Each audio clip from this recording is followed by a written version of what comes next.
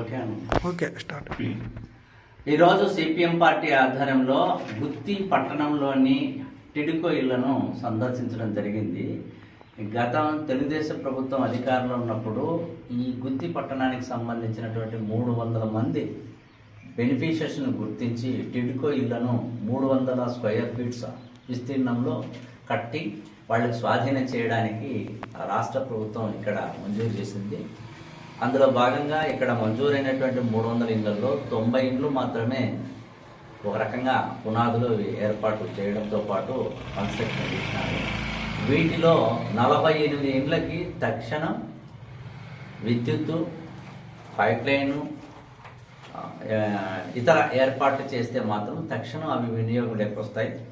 మరో 36కు సంబంధించినటువంటి ఇండ్లకు సంబంధించి అక్కడ ఇతర ఏర్పాట్లు చేస్తే మాత్రం బెనిఫిషరీస్కి ఇవ్వడానికి అవకాశం ఉంది. ఇది కాకోకుండా ఇక్కడ 210కి సంబంధించినటువంటివి వివిధ స్టేజ్ల్లో ఉన్నాయి. కొన్ని అసలే ప్రారంభం చేయలేదు.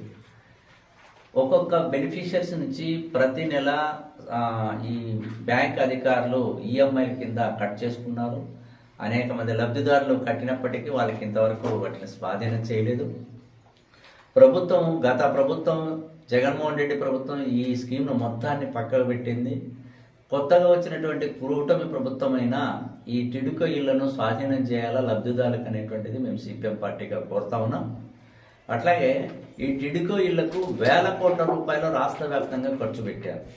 ఒక గుత్తికి సంబంధించినటువంటి ఈ 90 ఇండ్లకి దాదాపు 100 కోట్ల రూపాయలు దాదాపుగా ఖర్చు పెట్టే పరిస్థితి ఉంటుంది. ఈ క్రమంలో ఈ ఇళ్లను ఆ లబ్ధిదారులకు ఇవ్వడం ద్వారా తక్షణం వాళ్ళు వినియోగంలోకి తీసుకొని రావడానికి అవకాశం ఉంటుంది. అట్లాగే ఇతర కన్స్ట్రక్షన్స్ కూడా పూర్తి చేసినటువంటి అవసరం ఉంది.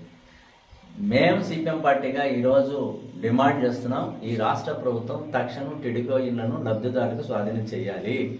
లేని పక్షంలో సిపిఎం ఆధ్వర్యంలోని వీటిని స్వాధీనం చేసుకుంటామని ప్రభుత్వానికి హెచ్చరిక చేస్తున్నాం. అట్లాగే ఈ టిడ్కో ఇళ్లను మిగిలినటువంటి వాటిని కూడా తక్షణం నిర్మాణాలు చేపట్టి వాళ్ళకి హ్యాండ్ ఓవర్ చేస్తే తప్ప పరిష్కారం కాదు.